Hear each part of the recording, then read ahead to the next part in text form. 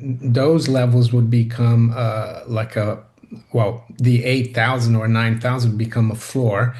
And I'm sure you've seen that there's been a lot of interest in these way out of the money call options for December gold on COMEX.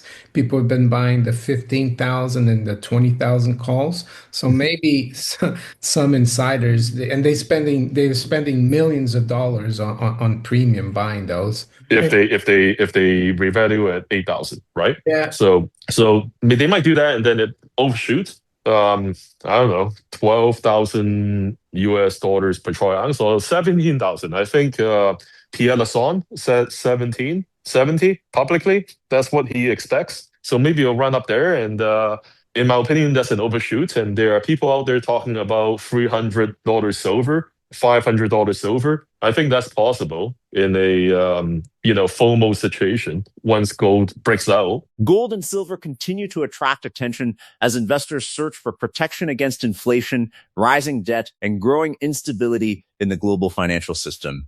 At the same time, questions are emerging about whether policymakers may eventually turn to gold as part of a broader effort to stabilize markets and restore confidence in government finances. Marioinnecco, a financial commentator focused on monetary history and precious metals, and Eric Yeung, a researcher on gold revaluation and Treasury market dynamics, discuss why a future revaluation of U.S. gold reserves could significantly reshape the financial landscape. Their view is that gold is not simply another commodity, but a strategic monetary asset that could be used to strengthen balance sheets and provide new tools for managing economic stress. According to their analysis, a gold revaluation of around $4,000 per ounce could create roughly $1 trillion in additional value, while the issuance of Treasury gold bonds could further support to the system. They suggest that such measures could help stabilize the Treasury market without relying entirely on traditional quantitative easing. If that process unfolds, gold may establish a much higher long-term floor, setting the stage for a powerful move higher over the coming years. If you found this analysis helpful, make sure to hit that like button, share it with fellow investors who follow gold and silver, and subscribe so you don't miss the next big update. if Kevin Warsh wants to do cut rates and do QT, it doesn't make sense because a QT is like putting the brake on the car and cutting rates is like accelerating. But if they were to revalue the gold, let's say to 4,500, that would add a trillion to the Fed's balance sheet in terms of gold certificates. And if they got rid of 1,000 treasuries, that would keep they might do QT in terms of treasuries and mortgage-backed securities, but it will be a kind of a QE for gold. So actually, the Correct. balance sheet might not go down, but the amount of debt that they hold will go down because the Treasury will be able to they'll be able to retire that debt. Exactly. And I think if they do, like, if they get $1 trillion out of the revaluation, they will also issue $1 trillion worth of US Treasury gold bonds. So that's 2 trillion altogether. And some people ask me, who are going to buy those US Treasury gold bonds? Why don't they just buy physical gold? The answer is this. Number one, they're not selling it to the regular Joe down the streets. Like I said, they are, all this stuff is targeted towards sovereign countries like the EU, the UK, Japan, etc. And those guys are going to buy U.S. Treasury gold bonds rather than physical gold in some cases or in many cases. Why? I'll tell you why. Because in their world, physical gold takes a 10 to 20% haircut when used as collateral under Basel III. But a US Treasury gold bond would only take around a 2% haircut when used as a collateral in the Western banking system. And that is why they would buy the US Treasury gold bond. And they would still buy physical gold, but for a different purpose, Yeah, because different hedge. Yeah. I've had Judy on the channel and we spoke about her book, As Good as Gold, in which she proposes this. It's called the trust bond, a gold bond, and it's only redeemable in gold at maturity. So Yeah. During you can't redeem it while it's, still live, so to speak. But I can see what you mean. And even fund managers or hedge funds or pension funds might buy it because it will be because, like you said, the U.S. Treasury's losing control right now of normal treasuries. Yields are still going up, and the gold bond might help stabilize things.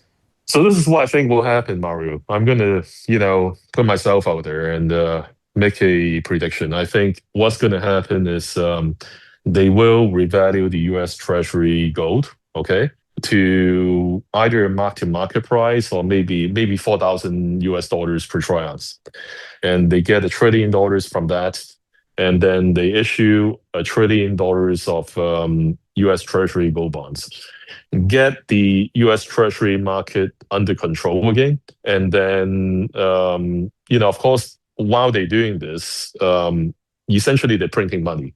So inflation is going to go up while they are either holding interest rates or cutting interest rates, as Kevin Walsh wants to do.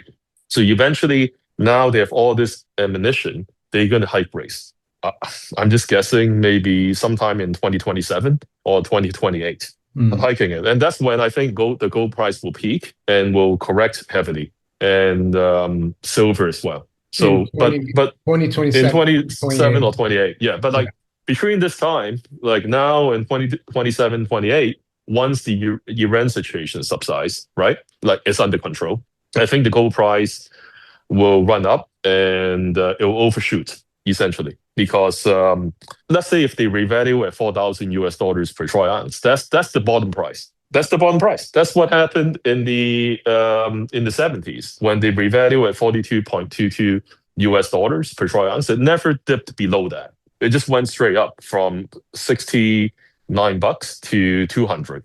And then when they have had everything under control, like you said, and they started contracting the liquidity. Gold went down from 200 to 100, corrected 50%. So I think something, of course, history is not going to repeat exactly, but something similar may happen this time. They might revalue, and then the gold price will run up. They might actually revalue twice, right? That they did that in the 70s. They did that once in 71 and once in 73. So they might revalue twice, once at 4,000 and then maybe once at 8,000 to capture the benefit of that. Because you get another $1 trillion if they revalue at 8,000, right? Yeah. So they might do that and then it overshoots. I don't know, 12,000 US dollars per troy ounce or 17,000. I think Pierre Lassonde said 1770 publicly. That's what he expects. So maybe it'll run up there, and in my opinion, that's an overshoot. And there are people out there talking about $300 silver, $500 silver. I think that's possible in a FOMO situation once gold breaks out. But in my opinion, I don't think that's sustainable at 305 because silver is an industrial metal. So you can't, like the industrials are not going to pay 300, $500 US dollars for silver. But I do think that in the short term, if there's a spike, it'll get up there. So I think silver will overshoot to a high level, and when the U.S. government has everything under control and start hiking rates again aggressively, I think the prices of both gold and silver will heavily correct. So what we're seeing now, okay, during this mini liquidity squeeze, an example of what we'll see when the bigger, more prolonged correction comes in a year or two. That's what I tell my followers. Yeah, no, it makes sense because, like you said, in 72 and 73, I think it was 72, they revalued from 35 to 38, and it didn't work. So they revalued again the next year to 42.22, and we never seen those prices again. So if they were to revalue, let's say to 4.5, I think they would do 4.5, Eric, because they would get just over a trillion. And if they were to do it again at 9 or 8, they get another trillion. But then those levels would become like the 8,000 or 9,000 become a floor.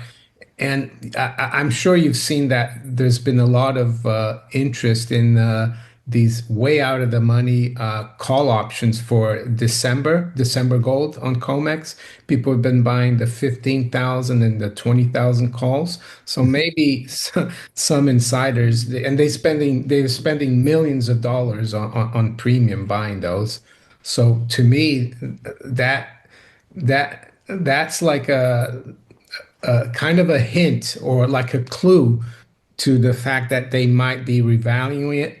And like you said, it would be bringing gold back into the system as well with the gold bonds would calm down the treasury market. The discussion centers on the idea that revaluing gold would not necessarily be intended to eliminate America's debt burden overnight. Instead, it could provide policymakers with additional flexibility while restoring confidence in government finances and the bond market. One proposal involves revaluing official gold holdings and pairing that move with Treasury gold bonds that could appeal to sovereign nations, pension funds, and large institutional investors. A key argument is that these bonds may be attractive because they could receive more favorable treatment as collateral than physical gold within the banking system. As yields continue to pressure conventional treasury markets, a gold-backed instrument could become an alternative source of demand. The prediction is that if policymakers pursue this path, inflationary pressures may continue to build while rates remain steady or move lower. In that environment, investors may increasingly seek protection in precious metals, pushing both gold and silver significantly higher. Now let's get back to the interview. I mean, people say, well, why don't you just print the money instead of doing the gold revaluation to access a couple $1 trillion? Or other people tell me, well, this doesn't make any sense at all because like the U.S. national debt is 39 trillion, going to 40 trillion. And even if they get, let's say, $4 trillion out of this, like I'm talking about 2 revaluations plus 2 major issuances of U.S. Treasury gold bonds, right? That adds up to 4 trillion. So they do once at 4,000, like you said, once at 8,000, and they might get $4 trillion out of that.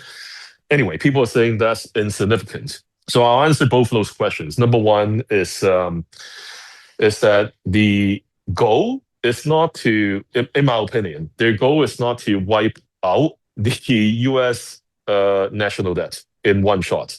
Like it's not, the goal is not that. Like if you do that, you have to revalue the U.S. Treasury gold be above the market price of gold. They don't want that because then you disrupt the physical gold flows equilibrium.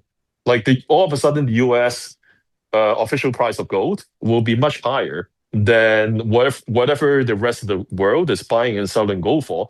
So all that gold is going to flow into the US, and the US have to print money to buy that gold, right? That's what they don't want to do. Yeah, they no, don't want right. to print money, right?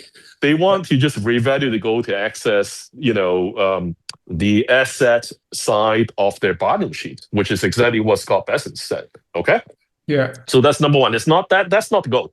The goal of this is to regain control of the U.S. Treasury markets by accessing the asset side of their balance sheet, which is physical gold. Okay, that's the goal, is to regain control. So, in a more layman term, it's an exercise of having enough ammunition to kick the can down the road. Okay. Oh yeah, So you I have to, agree. like, I people have agree. to understand that. Okay, Yeah. that's number one. So Mario, the other point that people make, just loop back to what I just said, is that why don't the Fed just print the money by doing QE? Well, that's the whole problem here. The problem here is that they cannot do massive QE anymore when a bunch of foreigners, primarily China, Russia, and some of these global south countries, are no longer net buying U.S. treasuries. Because if they do massive QE going forward, it will just degrade the credibility of the US Treasury market even more. So that's why, Kevin Walsh wants to decrease the size of the Fed balance sheet. That's the whole point. So that's why it makes sense, again, to revalue the asset side of the US Treasury's balance sheet, which is physical gold that they have. The 8,133 metric tons that is valued at $42.22 per troy ounce right now. No, I agree. And Eric, and I guess the US could argue, well, we're doing this because everyone else values their gold at the market price or higher. So, yeah, it would give them an excuse. So, uh, just to wrap up then, Eric, because I don't want to keep you too long, what do you think is the probability that they will do this? Because we've heard, of course, Besson say that they're not going to do it, but you wouldn't tell the world if you're going to do it, right? Yeah, because they don't want anybody to front run it massively, unless you're one of their guys, which you have pointed out somebody is buying, out of the money gold call options at like 10, 15, and $20,000. That's their guys, possibly, most likely. So I think when do I think they'll do? I don't know, but I think what will most likely happen is once they wrap up this situation in Iran, that's the next thing on the agenda, and they probably do it. They probably do it before the midterm elections that's coming up at the end of the year. Because I mean, look at Donald Trump. Look at Donald Trump. He'll do anything to make himself look good.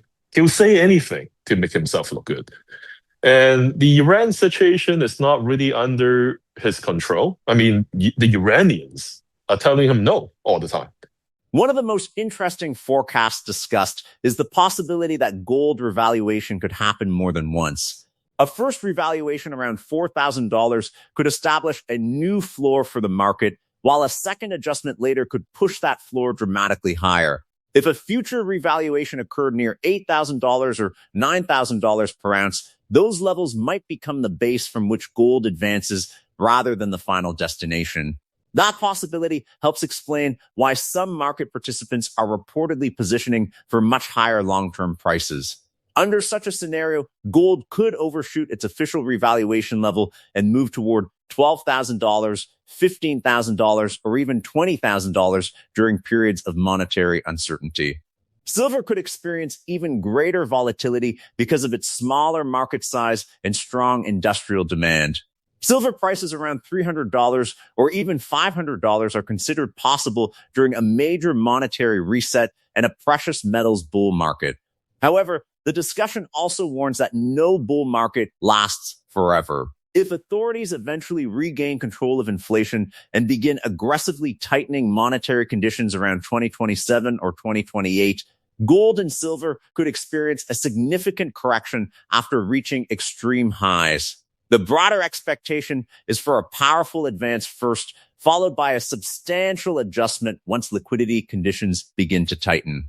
If this gave you value, smash that like button, share it with those paying attention, and subscribe so you don't miss what's coming next. Stay alert, stay prepared, and keep stacking tangible assets.